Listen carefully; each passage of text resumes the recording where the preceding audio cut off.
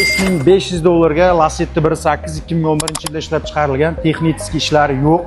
Mashinani hadoyiga keladigan bo'lsak, hadoyi chaslarida umuman ishi yo'q. Holat yaxshi holatda, 4 ta balon yangi holatda turibdi. Motor korobkalarida ham ishlari yo'q. Pechkalari, kondisionerlari juda ajoyib darajada ishlab turibdi. Xo'p, saloniga keladigan bo'lsak, salon holatlari Xo'p, o'zini halol probegiga 400 mingdan ozgincha o'tgan ekan.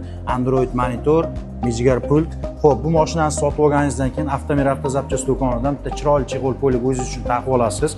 Mashinamizda 100 talik metan gaz baloni, benzinda ham yuradi mashinamiz. Holat ideal holatda turibdi. Kraskalariga keladigan bo'lsak, kraskasi 30-40% kraskasi bor ekan, lekin strashni kaltaga yegan joyi yo'q. Mashinani pechatlari o'zini zavodskiy pechatida turibdi.